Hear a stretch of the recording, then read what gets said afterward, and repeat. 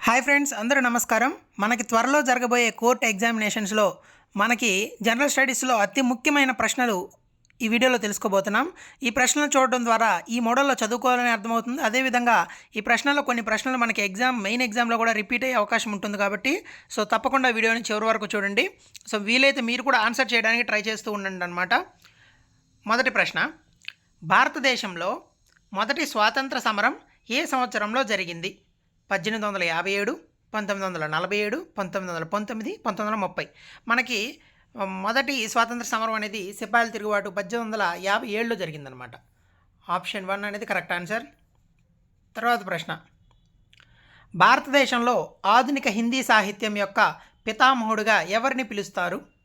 మున్షీ ప్రేమ్చంద్, భారతేందు హరిశ్చంద్ర, మైథిలీ శరణ్ గుప్తా, స్వామి Sahajananda Saraswati. Correct answer వచ్చేసి Bharatendu Harishchandra. Option B అనేది correct అనమాట. తర్వాత ప్రశ్న, మొఘల్ చక్రవర్తి జహంగీర్ ఆస్థానంలో చిత్రకారుడిగా ప్రసిద్ధి చెందిన వ్యక్తి ఎవరు? బిషన్ దాస్, అబుల్ ఫజల్, బీర్బల్, తాన్సేన్. సరైన ఆన్సర్ వచ్చేసి బిషన్ దాస్ అనమాట. ఇవి చాలా ఇంపార్టెంట్ క్వశ్చన్స్, మనకి రిపీట్ అయ్యే అవకాశం కూడా చాలా ఎక్కువ ఉంటుంది. భారత స్వాతంత్ర ఉద్యమంలో ఇంక్విలాబ్ జిందాబాద్ నినాదం ఎవరు ప్రవేశపెట్టారు? సుభాష్ చంద్రబోస్, భగత్ సింగ్, చంద్రశేఖర్ ఆజాద్, లాలా లజపతి రాయ్. ఇంక్విలాబ్ జిందాబాద్ అనే నినాదం ఇచ్చిన వారు భగత్ సింగ్. ఆప్షన్ బి అనేది కరెక్ట్ అనమాట. భారతదేశంలో బ్రిటిష్ ఈస్ట్ ఇండియా కంపెనీ ఏ సంవత్సరంలో స్థాపించబడింది? 1600, 1757, 1858, 1947. మనకి 1600లో బ్రిటిష్ ఈస్ట్ ఇండియా కంపెనీ అనేది భారతదేశంలో స్టార్ట్ చేయడం జరిగింది. ఆప్షన్ ఏ అనేది కరెక్ట్ ఆన్సర్. వింధ్య మరియు సాత్పురా పర్వత శ్రేణుల మధ్య ప్రవహించే నది ఏది? ఇది కూడా చాలా ఇంపార్టెంట్. నర్మదా నది, మహానది, సోన్ నది, నేత్రవతి.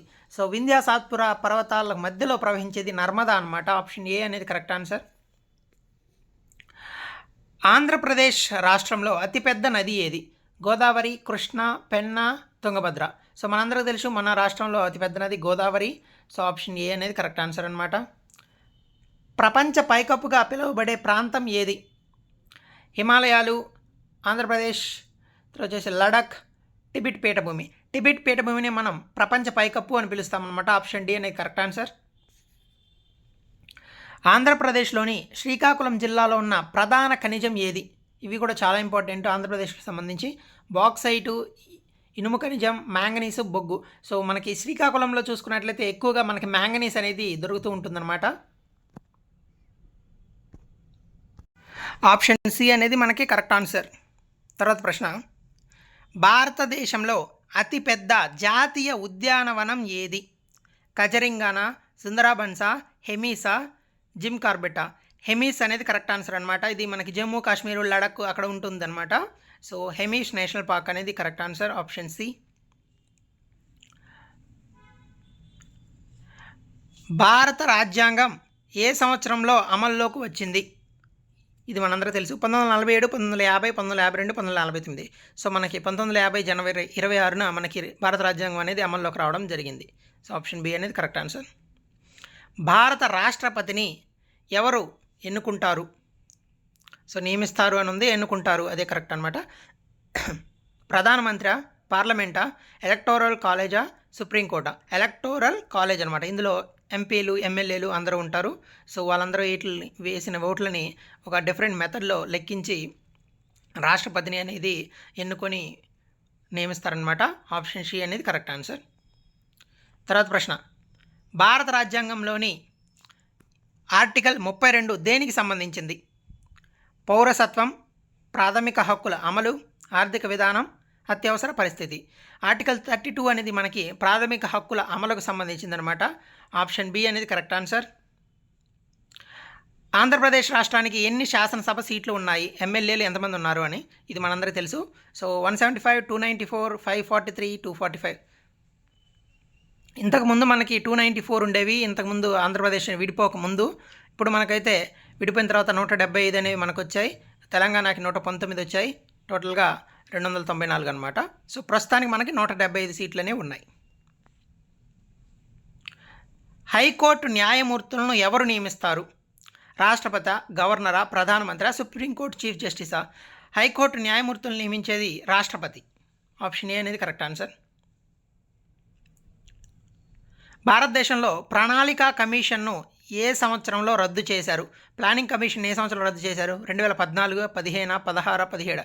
2014లో మనకి రద్దు చేయడం జరిగింది మోడీ గారు వచ్చినప్పుడు. నీతి ఆయోగ్ ఏ సంవత్సరంలో స్థాపించబడింది? 2014, 15, 16, 17? 2015లో స్థాపించడం జరిగిందనమాట. ప్లానింగ్ కమిషన్ స్థానంలోనే దీన్ని తీసుకురావడం జరిగింది, నీతి ఆయోగ్ని. సో ప్లానింగ్ కమిషన్ని తీసేసిన తర్వాత నీతి ఆయోగ్ అనేది రావడం జరిగిందనమాట 2015లో. చాలా ఇంపార్టెంట్ ఇది.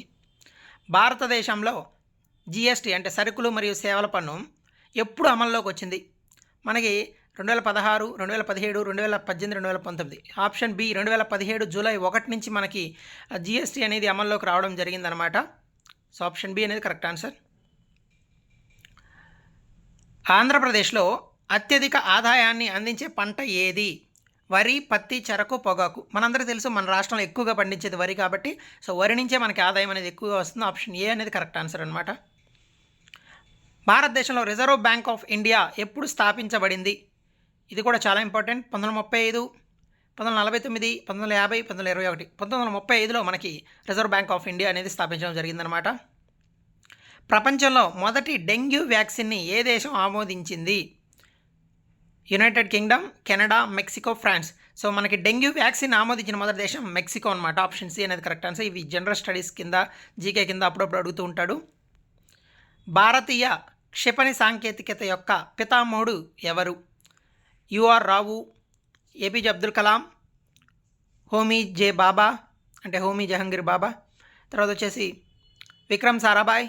కరెక్ట్ ఆన్సర్ వచ్చేసి డాక్టర్ ఏపీజే అబ్దుల్ కలాం అనమాట. ఆయన్ని మనం మిసైల్ మ్యాన్ ఆఫ్ ఇండియా అంటామన్నమాట. ప్రపంచ మట్టి దినోత్సవం ఏ రోజున జరుపుకుంటారు? మట్టి దినోత్సవం వచ్చేసి మనకి ఆప్షన్స్ డిసెంబర్ 5, జూన్ 5, ఏప్రిల్ 22, మే 1. మనకి మట్టి దినోత్సవం వచ్చేసి డిసెంబర్ 5న జరుపుకుంటామన్నమాట. ఆంధ్రప్రదేశ్లో 2011 సెన్సెస్ ప్రకారం అక్షరాస్యత రేటు ఎంత? 67.68, 72.5, 59.2, 81.3. మనకి ఆంధ్రప్రదేశ్లో 2011 సెన్సెస్ ప్రకారం అక్షరాస్యత రేట్ వచ్చేసి 67.68. అంటే ఆప్షన్ 1 అనేది, ఆప్షన్ ఏ అనేది కరెక్ట్ ఆన్సర్ అనమాట. సో ఈ వీడియో మీకు చాలా వరకు ఉపయోగపడిందని నేను అనుకుంటున్నాను. సో దీనికి సంబంధించిన పీడిఎఫ్ అనేది కూడా మనకి టెలిగ్రామ్ ఛానల్లో పోస్ట్ చేయడానికి ట్రై చేస్తాను. సో వీడియో మీకు కొంచెమైనా ఉపయోగం అనిపిస్తే వీడియోని లైక్ చేయండి. కుదిరితే ఎవరైతే ప్రిపేర్ అవుతున్నానో గవర్నమెంట్ ఎగ్జామ్స్కి వాళ్ళకి షేర్ చేయండి. Thank you so much.